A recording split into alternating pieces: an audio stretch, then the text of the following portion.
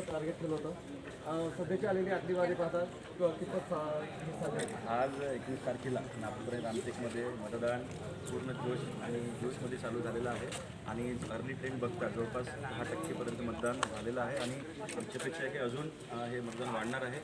मागच्या 1 वर्षापासून जे आम्ही मिशन डिस्टिंक्शनसाठी जे आमचं पूर्ण टीम काम करत आहेत ते आपल्याला आज अचीव करायचं आणि आम्हाला भरोसा आहे की सगळ्या नागपूरकरांनी जर अजून घराच्या बाहेर पडून लवकरात लवकर जर जवळच्या मतदान केंद्रावर जाऊन आपल्यासोबत परिवारासोबत मित्रमंडळी आणि सगळे आसपडोसच्या लोकांसोबत सगळ्यांसोबत जाऊन जर मतदान केलं तर निश्चितच आपण 75%चं हे एम आपण गाठून नागपूरला डिस्टिंक्शनमध्ये नक्कीच पास आपण करू. यासाठी जनजागृतीपर अनेक उपक्रम राबवण्यात आले, त्याचा कितपत परिणाम झाला?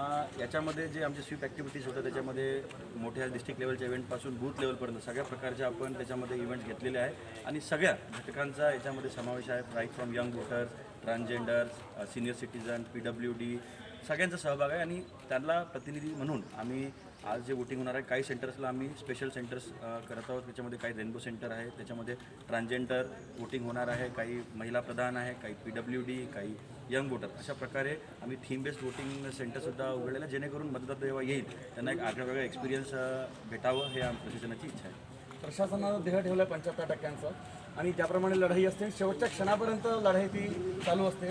6 वाजेपर्यंत वेळ आहे, 5 वाजेपर्यंत काय तयारी आहे प्रशासन? नाही, मी ते सांगतो की आता जे आम्ही बघितलं की मोठ्या स्फूर्तीने येऊन वोटिंग करत आहे. आम्ही वेटिंग रूमची अरेंजमेंट केलेली आहे.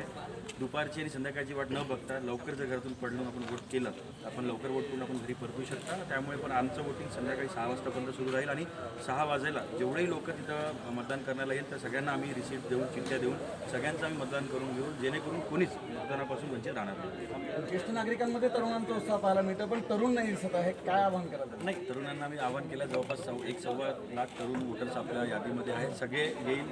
काही लोकांना आम्ही आवाहन केलं आहे. यावेळेस गव्हर्नमेंट आणि प्रायव्हेट दोन्हीकडे सुट्ट्या दिलेल्या आहेत. त्यामुळे मला वाटतं की यावेळेस यंग वोटर्सचंही वोटिंग पर्सेंटेज निश्चितच वाढेल.